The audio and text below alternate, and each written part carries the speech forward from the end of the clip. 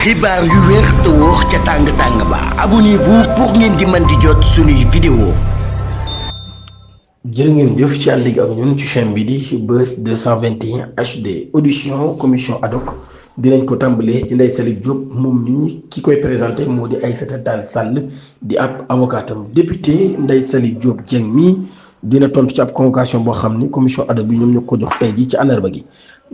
fanweeri fan ci weeru avril loolu la Les Échos daal di xamle. ba tey journal mi nga xam ne nag parlementaire bi ki koy défendre wala sax ki koy layal du kenn ku dul collègue opposant bi di Aïssata Tall Sall conférence de presse bi nga xam ne amoon nañ ko le 7 avril bi ñu génn procureur général près de la cour d'appel de Dakar Mbacké Fall daan nay defoon ay déclaration ñeel ay poursuites judiciaires loolu nag daal mu ne dinañ ko déclenché lu ñeel juróomi ancien ministre daal leen di cité ci ay rapport bu Cour des comptes ci session fonds Covid 19 de 1000 milliards loolu waroon a jëm ci li nga xam ni moo di askan bi ancien ministre de la femme de la famille du genre et de la protection des enfants au sein du gouvernement Sall moom mi di Ndeye Saly Diop Dieng moom mi kon daal daan nay bokkoon ci ñi nga xam ni daan leen ciy tudd ñu bëgg leen yóbbu ci kanamu haute cour de justice ba.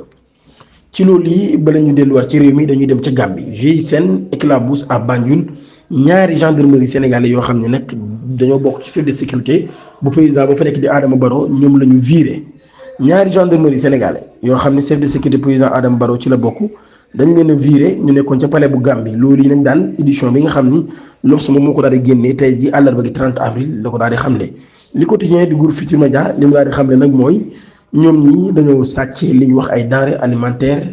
de State House maanaam ca palais bu Gambie ba kon daal fa la ñu sàccee lu jëm nag ci wàllu dund yu ni mel ngir jaayaat ko ci marché bi numéro des commerçants ont été retrouvés dans leur téléphone ajouté la source nee na commerçant yooyu ñu doon jaay daal seen ay numéro fekk nañ ko ci seen téléphone ñoom ñii ginnaaw ba nag lañ leen daal di radier ñoom gendarmerie par la gendarmerie nationale kenn ci ñoom nag daal daan nay def appel di wax nag daal loolu yi ci ab ordre la ñu jotoon ci seen supérieur ngir mën a def lu ñu mel Farba Ngom daal di nay mer bu futt ginnaaw nag ba mu defee ay weer ci kaso bi nee na daal leen rek moo leen dese ngeen dem wëri sama yaay jàpp ko indi ko ci kaso bi ginnaaw bañ ko génnee ci siwilam ci prison bu Rebeuss daal di koy yóbbu ca kanam doyen des juges bu parquet financier député Farba Ngom bi di maire Agnam ñu daal di koy giññee mbir yu yees source a di xam leen nag daal ñu koy topp jamono ji kon en connaissance des causes conflit transféré dissimulé acquis détenu ou utiliser des biens provenant d'un délit commis en bande criminelle organisée. la ilaha illallah moom Farba Ngom nit daal ak yu bari yooyu ñu koy giñ ginnaaw ba ñu am ay arrestation yu bari ci entourage am mooy ñi ko jege jeune frère am yi maanaam rakam yi ay Demba Ngom ak yu ni mel moom Farba Ngom mi nag daal daan na mer ba fottu ci kanam magistrat instructeur bi moom mi ngi dénoncé nag daal loolu ab câble politique rek la ko jàppee moo tax neen nag daal lim leen dese leen képp la ngeen jàpp sama yaay jàpp leen sama yaay daal koy indi man nag pare naa ngir dund ci dignité épreuve bii nga xam ne yàlla teg na ma ko.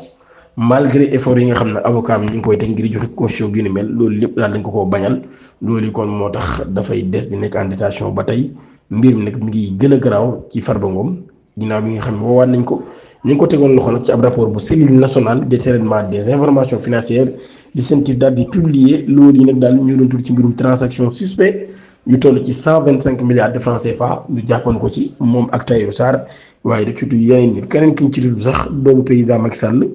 ñu ko ciy tudd ci lu toll ci 10 milliards de francs CFA am na lu bees ci boobu la mbirum 125 milliards francs CFA yooyu mu nekk ay transactions financières suspect yoo xam ne CENTIF moom moo ko daal di génne woon am na beneen tournure ginnaaw bi ñu convoqué Amadou Sall nekkoon doom ci wala sax nekk doom ci ki fi nekkoon président de la République bu Sénégal di Macky Sall dina tontu ay laaj yu ñu ko war a laaj ci pôle judiciaire financière le 7 mai bii ñu dëgmal le quotidien bi l'Observateur di xam leen nag daal li nga xam ne jëlee na ko ci Sénégal moom Amadou Sall mii daal nañ ko tudd ci mbirum transfert boo xam ne nag transfert douteux la bu toll ci 10 milliards de francs CFA mu am lien ak Wodros Investment Ltd mu nekk ab société basée en Côte d'Ivoire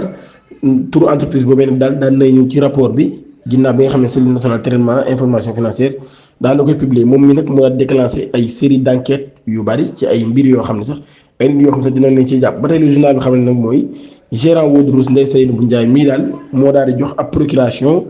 au profit d'Amadou Sall daal di koy jox na kon daal ay pouvoir ngir mu mën a gérer le compte bancaire de la société domiciliée à la NCA Bank mu nekk ab information centrale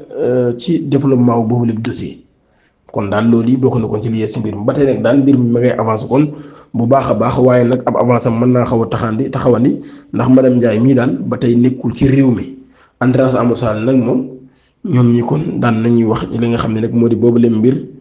ndax mbir mi ngi jóge ci ab terrain boo xam ne dañ koo jaay mu jëlee ko ci ki nga xam ne moo di papaam di Macky Sall neen nag daal loolu yi Farba Ngom moom moo ko doon encadré moom bi si nga xam ne jamono ji daan nañ koy jàpp ci boobu leen mbir affaire force Covid 19 Abdoulaye S Diallo daan nañ koy inculpé ginnaaw ba ñu libéré ko ba mu versé ab caution bu toll ci 938 millions de francs CFA maanaam milliard boo xam ne weccat rek moo ci manqué enquête bi nag daal mi ngi wax ci ab présumé détournement de fonds lié à la gestion du programme force Covid 19 loolu yi ay nit yu bari ñu ngi ciy daanu moom Abdoulaye Soumaré Diallo mi nekk directeur commercial des entreprises Socamos et Sosenap daan nañ koy inculpé mardi par le juge du deuxième cabinet moom mi nekk daal daan nay am ab liberté provisoire ginnaaw bi mu versé ab caution bu toll ci 938 millions francs CFA muy koppar yu takku lool source yi nga xam nag am nañ ko journal daal koy xamle nag nee na ginnaaw bi nga xam ne daan nañ koy déglu ba pare moom mi ci division des investigations criminelles ci interrogatoire am boobu moom Moussa Diallo daan nañ wax na nag daal ñaari sociétés yi nga xam ne ñu représenté daal livré nañ quantité masque bi liñ doon laaj ginnaaw bi nga xamee ni daan nañ koy am ci marché public yi ci ministre du développement industriel mu nekk ab montant boo xam ne montant bu considérable la mu nekkoon 1 million de masques yoo xam ne mi ngi doon jar 400 millions de francs CFA ak beneen boo xam société PAP nee na fournir na ko bu toll ci 1,345 millions de masques bu toll ci somme 538 millions loolu yi boo ko boolee dafay nekk 938 millions moom mi daal kon xamle na ni livré nañ ko waaye nag daal ba tey mi nga xam ne daal joué wul benn rôle ci attribution marché yeeg yu ni mel loolu kon la daal di xamle ni daal xamul sax condition yi nga xam ni moom lañ joxe woon yooyu lay contrat ci marché yooyu nga xam ni daan nañ koy joxoon ñaari entreprise yooyu yi nga xam ni Marc Adiar moom moo ko jiite nekk ab homme d'affaires marocain bi nga xam ne jamono ji ba tey kenn topp ko wala kenn auditionné wu ko ci boobu la mbir Badara Gadiaga chroniqueur ba nekk ca DFM moom mii de bu moytuwul dina am jafe-jafe ak yoon ndax dañ koo plainte te directeur bu CICES moom moo def lu ni mel information exclusive yi nga xam ni 2A moom moo ko joxe 2A Média daanaka wax la directeur général du centre international de commerce extérieur du Sénégal CICES di wuyoo ci turu Justin Correa daan nay déposé ab plainte contre chroniqueur bii di wuyoo ci turu Badara Gadiaga moom Badara Gadiaga daal dañ koy accusé maanaam dañ koy yiiñ lu ñuy wax faux usage des faux ci ab affaire boo xam ne moo ngi ko ñeel mbirum ab faux diplôme muy brevet de fin d'études moyenne maanaam BFEM loolu yi nag daal première révélation yi nga xam ni daan nañ koy def ci ab rapport boo xam ne Cour des comptes moom moo ko daal di publier woon Gadiaga mii daal